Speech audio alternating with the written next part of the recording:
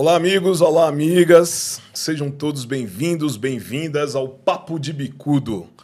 Esse é o podcast do Núcleo Antirracismo Virgínia Leone Bicudo, dos estudantes, dos professores, servidores, parceiros da Fundação Escola de Sociologia e Política do Estado de São Paulo, da FESP, que vão pensar, vão trazer, vão provocar pensamentos, construções acadêmicas, científicas, mas trazer também a discussão daquilo que se tem feito, da política pública, das ruas, para a gente pensar um caminho comum na luta contra o racismo. Esse programa é um programa curto, é um bate-papo, é uma pequena introdução a temas importantes de relevância na luta política contra o racismo, mas serve também para a gente conhecer atores, atrizes, especialistas, parceiros que vêm construindo a sua trajetória no enfrentamento do racismo.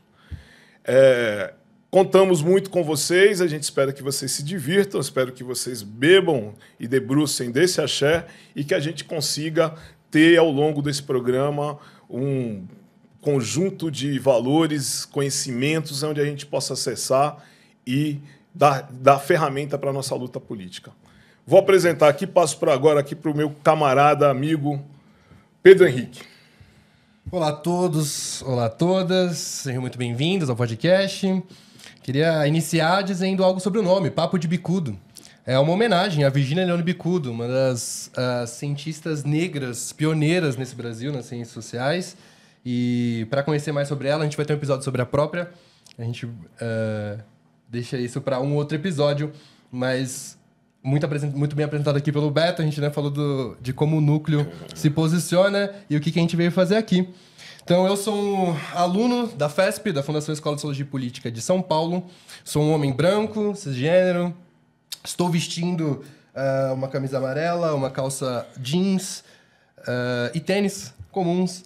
E todo episódio vocês vão ver aqui um rodízio de mediadores. O núcleo é composto por um grupo de estudantes e vocês vão ver vários deles passando por aqui em episódios diferentes.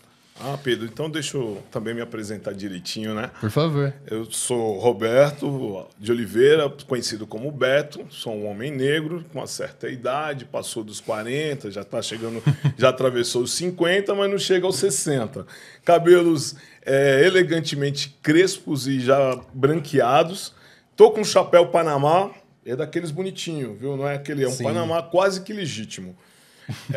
Tô de camisa branca, uma camisa mesmo, uma camisa meio bata, e de sandália, porque hoje está, especialmente na data da gravação desse podcast, está quente, apesar do ambiente estar muito agradável. Perfeito. Hoje a gente está muito contente e honrado de receber Elvio Mota, Tata Quegesse, superintendente do Ministério do Desenvolvimento Agrário do Estado de São Paulo, e o professor Eusébio Jorge, professor de Economia da FESP e coordenador da Cátedra Celso Furtado. Então, peço que vocês se apresentem, por favor. Boa tarde a todas as pessoas. Eu quero agradecer o convite que vocês me fizeram. É com muita honra, com muita humildade, com muito prazer, que a gente senta aqui para fazer essa prosa. Eu sou Elvio Mota, Tata Quegesse. Estou superintendente do Ministério do Desenvolvimento Agrário e Agricultura Familiar. Estou usando um chapéu Panamá e uma camisa linda, azul, em homenagem ao meu orixá Ogum, Ogunie Patacuri. Para além da conversa, a gente vai debruçando naquilo que a gente é. Perfeito. Professor Eusébio? Obrigado, é um prazer também estar nessa mesa aqui tão ilustre, de amigos de algum tempo já, o Beto, que eu já conheço. O Beto eu conheço há pouco tempo. Conheci o Beto no século passado, nos anos 90. Já começa caguetando. Então, assim como o Beto, já tenho cabelos brancos também. O Pedro também conheço bastante aí da FESP. E o professor Elvio, também é um prazer estar aqui com ele. A gente já fez um projeto muito interessante sobre a Agenda Bahia de Trabalho Decente. Eu sou um homem alto, talvez mais alto do que a média das pessoas. Nas fotos fica parecendo que eu destoa muito. Eu tenho cabelo crespo, eu sou um homem pardo, estou meio uns 100 quilos, então estou de camisa preta, calça branca. E atualmente, eu sou professor da FESP, estou fazendo um pós-doutorado em Economia da Cultura, na Federal do Rio Grande do Sul, e sou assessor especial da ministra de Ciência e Tecnologia, Luciana Santos. Perfeito. Nosso episódio de hoje, ele tem como título, né, Racismo e Desenvolvimento Sustentável. E como o Tata disse aqui numa prosa de começo, parece um pouco difícil, né, de conectar esses pontos. Mas eu vou começar pedindo que falem sobre a história, né, o que vocês fizeram para chegar até aqui, onde estão e o que fazem, e quando que essa palavra racismo aparece. E quando que o desenvolvimento sustentável faz parte do vocabulário, né? Quando vira algo de interesse para vocês, ou no campo que vocês estudam, ou no campo que vocês militam e lutam. Eu sou um homem do interior. Eu nasci numa pequena cidade da região, da macro-região de Campinas, vamos dizer assim, né? Circuito das Águas. Sou de Pedreira, uma cidade que liga Campinas à Serra Negra, Amparo, Águas de Lindóia, né, e cai lá para o sul de Minas, Monte Sião e assim por dentro. Eu sou dali, daquele trecho. Eu sou filho de meieiros, né, homens e mulheres negras que plantavam em terra alheia, né, e meu pai veio para a cidade logo que casou com minha mãe, conheceu minha mãe na zona rural. E ele nos criou com a profissão de jacaleiro, né?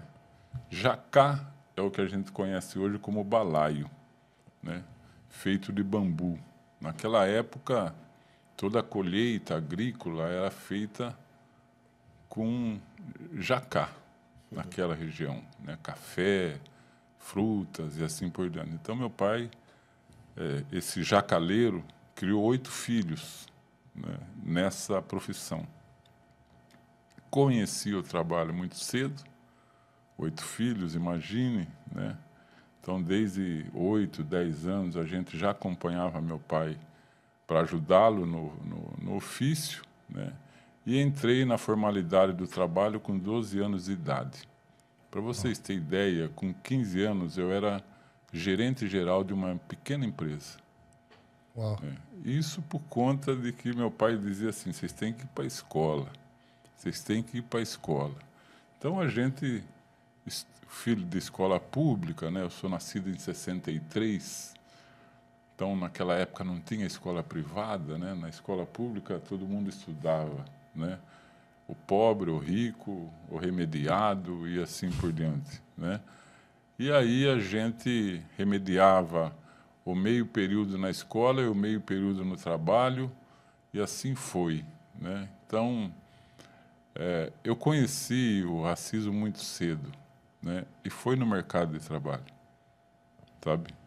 Quando eu assumi o primeiro posto de chefia dentro de uma pequena empresa, né? Eu sofri a primeira manifestação de racismo de um cliente que foi na empresa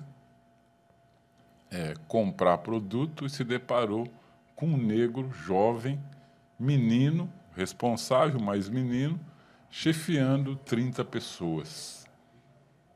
Né?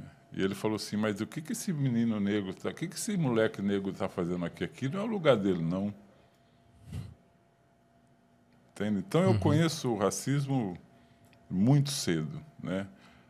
Na cidade que eu nasci, eu era de 2 famílias, uma das famílias negras da cidade, né? Então, vocês podem imaginar o que é isso, né? Uma família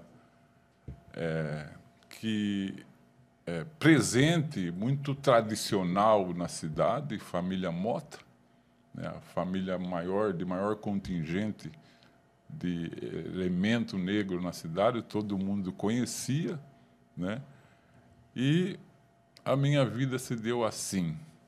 Sustentabilidade. Sustentabilidade apareceu na minha vida depois de 30 anos de existência, quando nós fizemos organizamos o primeiro processo, participamos de um processo de ocupação de terra, né? E deu origem ao assentamento rural Araras 3, agora já em outro município.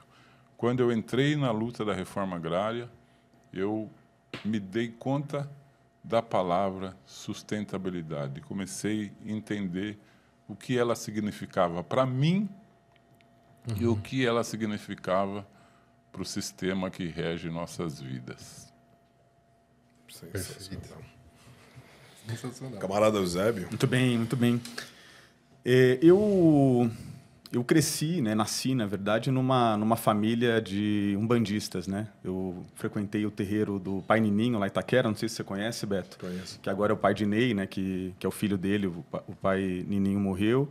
E o meu pai e minha mãe, que frequentavam esse terreiro, tiveram que sair e montar um outro terreiro. Então, meu pai era chamado lá no bairro como Zé Macumba, né? Num tempo em que os terreiros, eles eram espaços era em Itaquera, né? Então, Itaquera, há 40 anos, era um bairro mais pobre do que é hoje, um bairro que a gente não tinha transporte e que o terreiro era o espaço de acolhimento, né? Então, acolhimento da travesti do bairro, do sujeito com HIV no bairro. Minha mãe até hoje fala que no terreiro lá foram curadas pessoas com HIV, eu acredito. Então, esse foi um espaço era um espaço de convergência ali de pessoas que não eram absorvidos por outras crenças, por outros espaços de acolhimento. Então, esse espaço foi um espaço importante. Eu depois fui fazer capoeira primeiro com o mestre Davi, depois com quem é meu mestre mesmo dos Guerreiros dos Palmares, é o mestre Bilisco, lá em Itaquera. Então, assim, tem uma questão importante do entendimento lá do meu território, né? Quando eu comecei a estudar, enfim, quando eu tinha mais ou menos uns 20 anos, eu fui trabalhar na FEBEM. Eu tive uma filha muito cedo e não consegui emprego. O Alexandre de Moraes, nessa época, que é um fato curioso, ele vai presidir a FEBEM e ele demite vários funcionários, né? E eles contratam um monte de gente sem concurso. Aquela transição da FEBEM para a Fundação Casa, né? Um pouquinho antes, né? Um pouco depois, eles tentam desestigmatizar, né? Pelo menos no nome. Mas, nesse período, eles acabam contratando um monte de gente, né? E aí contratam gente, mas eles deram um bom treinamento para a gente lá, de uma semana. Aí a gente teve um treinamento de uma semana. Aí a gente... E foi no período que eu consegui uma bolsa para estudar na PUC, fazer economia na PUC. Então, assim, foi uma coisa muito emblemática, né? Porque eu tenho uma tradição no movimento de juventude, né? E, na verdade, assim, eu estou até pulando uma parte importante da história, que nesse período, quando eu estudava lá no Milton Cruzeiro, eu comecei a frequentar um grupo antirracista no 8 de maio. Esse grupo é o grupo que o Beto coordenava. Uma coisa parecida com o que o Beto faz hoje na FESP, ele fazia lá em Itaquera. E eu e o Anderson começamos a frequentar esse grupo e era um espaço em que a gente teve um primeiro contato de atuação militante. Então, o Anderson se aproximou mais com Ao Negro, né? União de Negros pela Igualdade. E eu atuei um pouco, depois fui para o movimento estudantil, movimento de juventude. Só que esse período que eu passei, né? Então, assim, eu tenho uma certa trajetória no movimento de juventude. Para mim, é isso. A juventude era um momento de criar utopias, de pensar um novo mundo, de pensar transformações. Eu achava que a revolução ia acontecer em 6 meses. E aí eu fui trabalhar na FEBEM e estudar na PUC. E, cara, era chocante, assim, né? Chocante que na FEBEM 85% eram negros. Uma boa parte desses moleques era tudo analfabeto e eles eram todos do meu bairro. E aí, assim, uma boa parte. Tanto é que um deles, vamos falar agora, o Emerson, né? Me procurou um dia lá e falou: e aí, senhor, o seu irmão ainda mora lá na Piava? Então, assim, são essas contradições de um país que é um dos países mais desiguais do mundo. Isso é indissociável a questão racial e a questão da profunda desigualdade que a gente tem no Brasil. E, assim, só para finalizar essa questão, um tempo depois eu saí, né, da FEBEM, não, como trabalhador, nesse caso, não como interno, e E eu fui fazer o mestrado. O mestrado eu fiz com o professor Ladislau Dolbor, que é uma referência do tema de desenvolvimento sustentável. Trabalhou com isso em alguns países da África, trabalhou com isso no Brasil, publicou várias coisas. E inicialmente seria essa a minha dissertação de mestrado. E aí eu acabei mudando para discutir o mundo do trabalho, que é a minha pesquisa de hoje, né? Juventude e o mundo do trabalho, que eu fui fazer lá na Unicamp, com o Postman. A questão é que o que eu fui constatar é que a inserção do jovem no mundo do trabalho é caracterizada por uma profunda desigualdade de classe, de gênero e racial, que é prevalente que os filhos dos trabalhadores vão ingressar de forma precoce e precária no mundo do trabalho. E aí, assim, porque esse era meu questionamento quando eu estava trabalhando na FEBEM. Por que eu comecei a trabalhar aos 13 anos? O professor Elvio acabou de falar que começou a trabalhar aos 12. As minhas irmãs mais velhas começaram a trabalhar com 11. Por que existe essa característica? E aí, isso eu me deparo na Unicamp, cara. E fui fazer doutorado na Unicamp. E hoje mudou, porque a gente fez a gente conseguiu construir um movimento lá que construiu cotas na pós-graduação. Mas quando eu entrei, tinha na pós-graduação de economia da Unicamp um negro. E assim, aquele foi o lugar mais branco que eu fui na minha vida. Em que ano você entrou lá? Eu entrei em 2015. Em 2015 tinha um negro na pós-graduação da economia da Unicamp. Então, percebam, é muito recente, né? Tinha um negro, cara. E assim, isso atravessou o meu trabalho depois, né? Então, eu vi que pesquisar juventude e trabalho significava ter que pesquisar como que os jovens se inserem no mundo do trabalho a partir de recorte de classe, de raça e de gênero. E foi o que eu fiz em todo o livro, né? Em toda a tese e depois no livro. Então, assim, para mim é um pouco... faz parte da chave como eu entendo as características do Brasil e quando a gente for discutir desenvolvimento, passa por isso, inevitavelmente. Tá, deixa eu só, então, perguntar, indo para o tema. É possível, a partir do retrato que vocês deram da história de vocês, a gente pensar em desenvolvimento sustentável, a partir desse retrato que vocês deram de desigualdade étnico-racial, do racismo? É possível pensar isso, por exemplo, num país como o Brasil? Veja,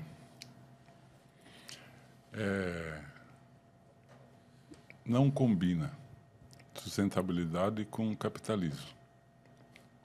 Se a gente for falar de desenvolvimento sustentável, ele só é possível acontecer se você aniquilar o racismo. E o racismo não vai aniquilar ser aniquilado porque ele é um motor que sustenta a máquina capitalista andando. O capitalismo gerou a sua própria contradição. E digo de passagem, somos nós essa contradição. Não é outro. Uhum. Ontem eu estava assistindo, com a televisão ligada, olhando esse roteiro aqui,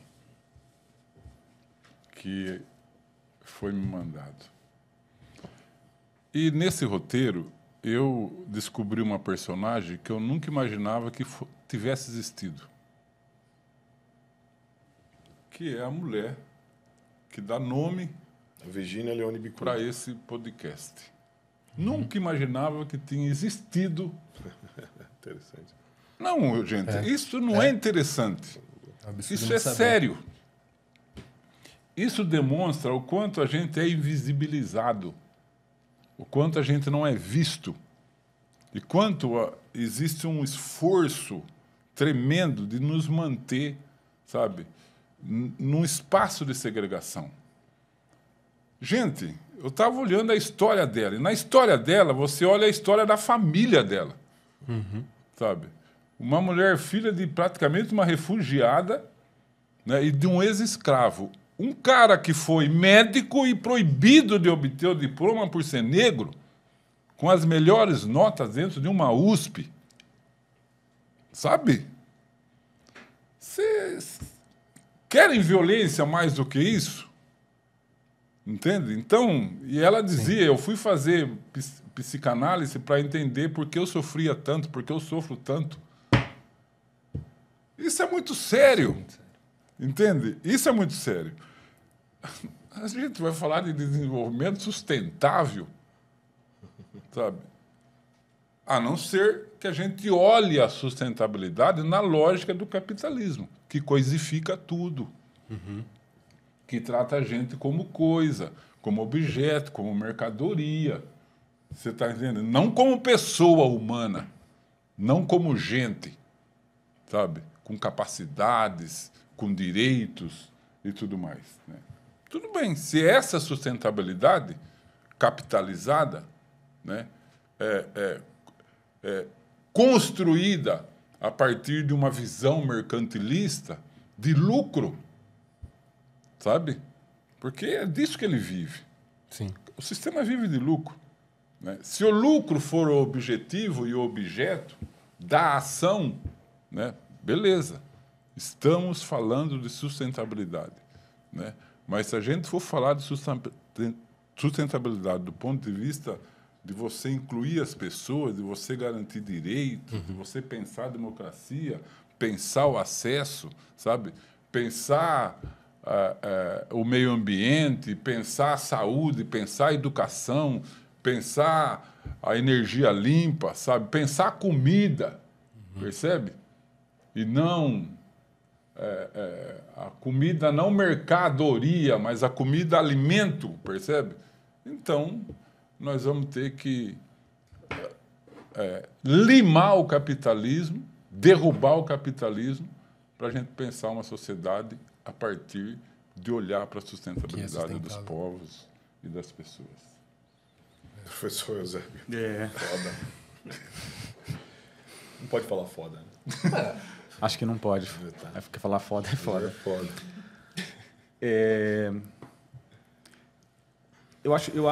A minha percepção é que é inevitável. A gente não tem, no Brasil, como discutir sustentabilidade sem discutir a questão racial, né? Então, pensar se é possível essa convergência, eu diria que é inevitável.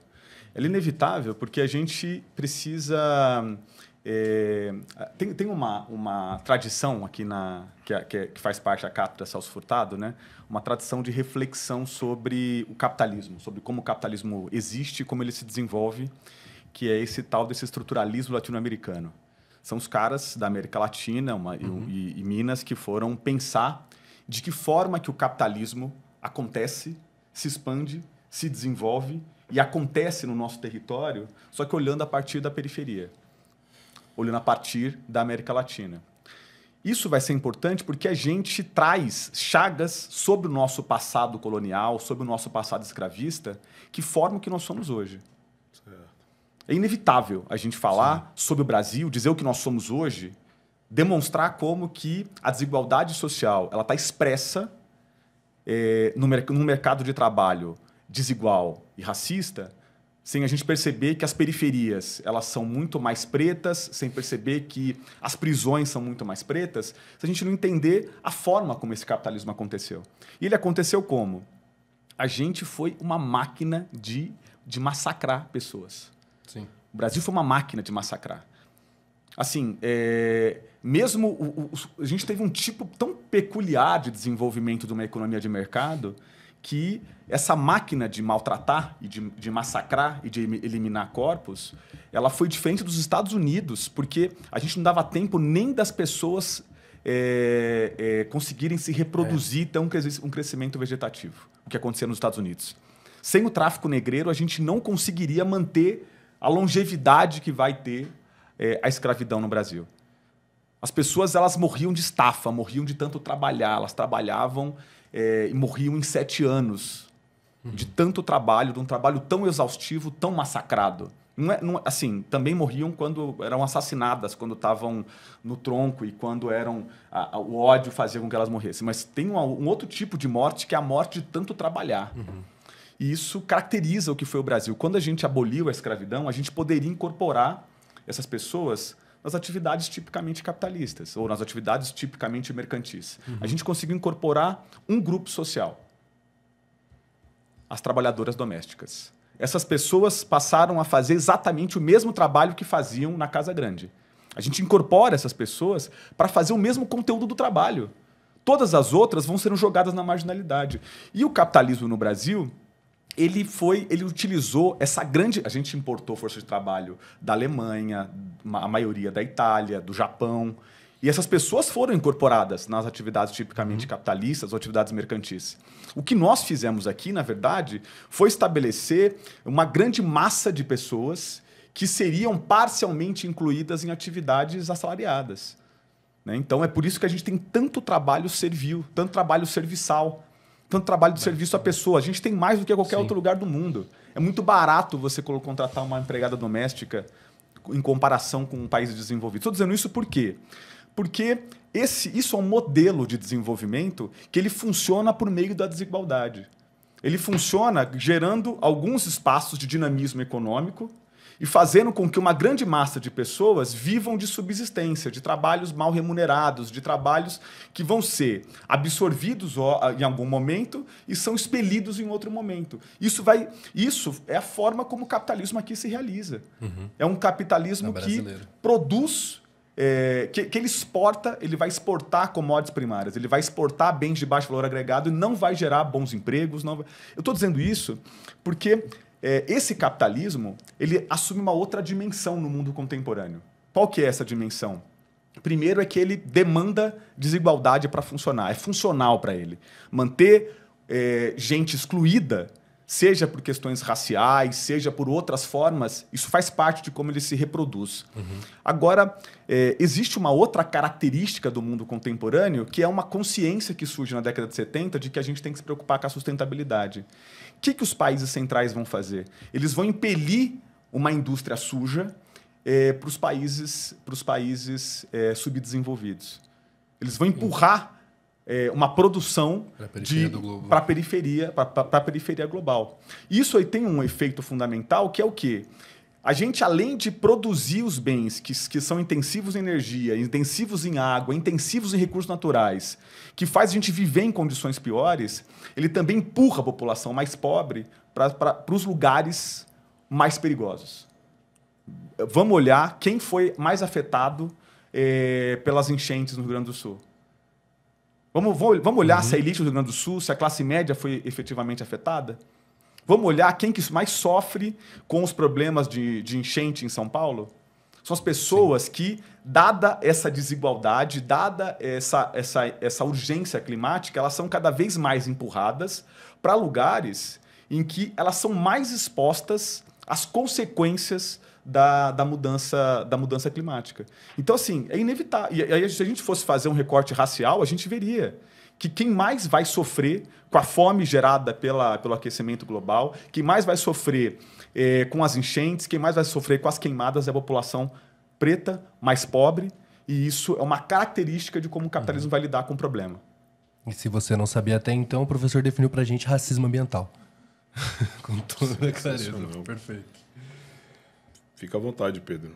Uma coisa que eu acho que é interessante, Pedro, adendar, é de que essa lógica do capitalismo, porque ela é uma lógica concentradora, né?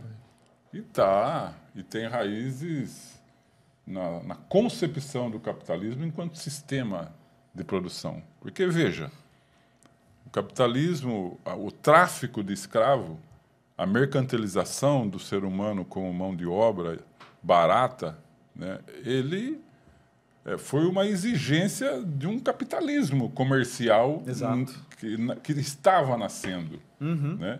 O fato de nós estarmos aqui, né, e de nós termos vivenciado no Brasil 4 séculos de escravidão é por conta dessa lógica. Nós ficamos 400 anos produzindo riqueza para fortalecer um capitalismo que não estava aqui, mas estava lá na Europa, consolidando força. Quando você fala dos Estados Unidos, viu, é simples.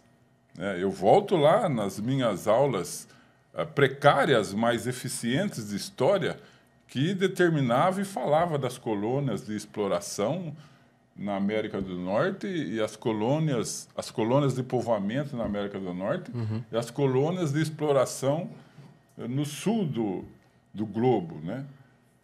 Percebe, o que você tem nada mais é do que 4 séculos de tirando riqueza, gerando riqueza, riqueza sendo exportada para fora do território, porque ninguém tem interesse em povoar esse lugar, mas em sim de explorar riquezas. Né? A concentração da terra vem dessa situação, né? Grandes propriedades, viu? Capitanias hereditárias é o que dá origem ao que a gente chama hoje de latifúndios, de grandes latifúndios, sabe? E quando eles tiveram que iniciar um processo de colonização, de povoamento no Brasil, eles trouxeram gente de fora para fazer isso. Percebam, eles escravizaram a terra em 1850. O que era terra pública, o que era adquirido como concessão para as pessoas que tivessem força de trabalho, mão de obra, que constituíam famílias com condição de lavrar a terra, o Estado, o Império, sabe, distribuía essas terras gratuitamente. Em 1850, eles acabaram com esse negócio. Criaram a Lei de Terras, que foi o primeiro processo de privatização do acesso à terra no país. E 30 anos depois, O cercamento brasileiro. eles liberam, eles abolem o trabalho escravo. Isso foi pensado, foi arquitetado, foi planejado, né? E traz toda uma população imigrante, né, para substituir uma suposta força de trabalho, uma suposta mão de obra livre, né? Os negros, esses vão ser o exército de reserva. Talvez, com o tempo, a gente os aniquile, ou extermine, ou deixe, eles não vão mais existir, né? Por isso que eu digo, com toda a ênfase, que nós somos a contradição do sistema, porque nós não morremos, nós não fomos aniquilados, viu? A juventude negra, por mais que eles tentam exterminar, ela está aí, está punjante, percebe? E hoje nós queremos o nosso quinhão, sabe? Hoje nós começamos a exigir nosso quinhão, sabe? Eu li uma frase dessa mulher. Olha, essa mulher aí, lá naquela época, né, que ela dizia o seguinte, ela fez nas pesquisas delas, né? Sim. Dizia o seguinte: quanto mais o negro ascende, mais ele é vítima de racismo. É lógico. A gente ameaça, sabe? A gente é uma ameaça, é uma constante ameaça, sabe, para um poder que está instituído nesse país. É uma constante ameaça. Nós somos uma constante ameaça, sabe? E o racismo está muito mais evidente agora que a gente conseguiu um tímido, mas um processo de ingresso com o sistema de cotas para negros nas universidades, já é uma ameaça, sabe? A gente já tem uma classe média negra se constituindo, viu? Coisa que a gente nunca teve. Isso é uma ameaça, sabe, para a burguesia, para o poder branco desse país. Sabe? Você consegue ter mulheres, e cada vez mais mulheres se despontando, né, na sociedade brasileira como detentoras de poder econômico, né, capacitadas para gerir negócios. Percebe? Isso é uma ameaça. Sim. Nós não somos mais só trabalhadores domésticos. Nós somos outros trabalhadores também, né? E isso é uma grande ameaça, sabe? Nós também somos professores, sabe? Nós também somos enfermeiros, doutores, cientistas. Sim. E, acima de tudo, estudantes, sabe? Nós estamos também ajudando a pensar o depois, ou amanhã. Estamos fazendo parte, né, dessa juventude que está pensando novas possibilidades. Então, é muito sério. Sim. Né? Esse racismo, ele vai cada vez mais se fortalecer, porque é uma necessidade do capitalismo tentar nos frear. A pergunta que é interessante fazer: até quando? Né? Por isso que eu digo que nós temos uma tarefa e um papel. Viu? Eu sou pai, eu sou avô, eu sou bisavô. Sabe? Tenho 62 anos e já estou nessa faixa de idade e de experiência, né? Nós temos e vamos deixar um legado para outros. Talvez a gente não veja, mas os nossos vão virar a mesa. Com certeza vão virar a mesa. Nossa, assim esperamos. Que show, hein? Isso é uma aula. Isso é sensacional. E como o tempo voa, né? Deixa eu aproveitar aqui que vocês... A gente queria esticar essa parada, tem que virar um seminário. Eu estava aqui elaborando uma última, ao menos, para tentar fazer cabeça a pergunta, mas nosso tempo está esgotando. Não, então tenta. Mas tenta encaixar também a história de onde eles estão hoje. Né? Perfeito. Eu trazer para a atualidade, né? Porque, assim... Se claramente um desenvolvimento sustentável não pode ser racista, isso quer dizer que o projeto de desenvolvimento dessa nação sustentável não é. O que é o projeto de desenvolvimento que a gente tem hoje? Qual que é o cenário agora? Eu acho que a gente está em processo de construção de um projeto, né? Tá. Eu acho que a gente não tem um projeto, mas eu acho que nós somos demandados a construir um projeto para o país. Eu acho que a gente já passou pela implementação de alguns projetos e quando a gente olha, é muito curioso a gente pensar que exista alguma saudade ou exista alguma vontade de retorno da ditadura, porque a ditadura ela tem uma característica muito particular quando a gente olha para o capitalismo no mundo todo, em todos os períodos históricos. É que ela conseguiu fazer uma proeza, que foi garantir um processo de rápida industrialização, rápido crescimento econômico com aumento da pobreza e da exclusão. Então, a ditadura ela foi muito eficaz em promover exclusão e ampliar a desigualdade no Brasil. Isso é uma coisa importante porque nos leva a perceber que não é automático. Não é automático a gente crescer e conseguir garantir o país que seja convergente com sonhos, com as utopias que eu tive na juventude, que eu ainda tenho hoje. Uhum. E eu me parece que é muito... O professor Elvio aqui falou uma coisa importante, que ele falou... existe uma incompatibilidade com essa sociedade mercantilizada, né, que torna tudo mercadoria, transforma as pessoas em coisa. Isso eu converjo muito com a gente enxergar desta forma, enxergar a crítica a esta visão, porque essa visão mercantilizadora da vida, ela também tem um projeto de sustentabilidade. Ela também propõe, ela fala o seguinte, ó, gente, nós não precisamos de ter Estado, nós não isso é muito importante que a gente consiga trazer para o contemporâneo, porque está todo mundo discutindo isso. E esses caras falam o seguinte, ó, o próprio mercado, se a gente der os incentivos adequados, se a gente conseguir fazer a mínima regulação, ele consegue fazer as pessoas terem um consumo consciente, as empresas. Se uma empresa tiver poluindo do outro lado do mundo, ele compra crédito de carbono aqui e está resolvido, está zerado. O que eu quero dizer é que eles vêm tentando implementar esse projeto de sustentabilidade desde as décadas de 70. E existe um outro projeto hoje que é falar, gente, para tudo. Vamos parar tudo do jeito que está, porque o mundo não aguenta mais. Faz todo sentido a Noruega falar isso, né? Faz todo sentido, talvez a Alemanha, talvez a França. O problema é que a gente vai ter que lidar com muitas coisas ao mesmo tempo.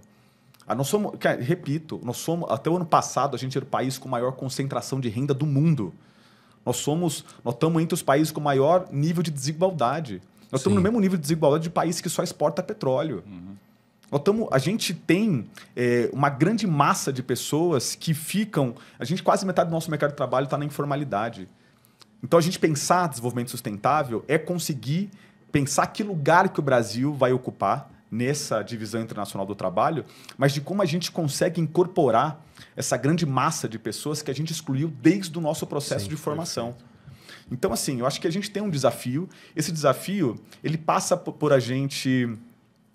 pensar um projeto que seja entender o funcionamento do sistema a partir da periferia, a partir do capitalismo, entendendo as nossas heranças escravistas, tentando suprir, ao menos, parte disso, e percebendo que o Brasil ele é um país que com escala continental e que tem um potencial de não só apresentar uma proposta para a gente implementar, garantir um desenvolvimento sustentável inclusivo, mas para a gente também propor algum tipo de proposta que consiga regimentar países da América Latina, que consiga servir também como um parâmetro para países também da África.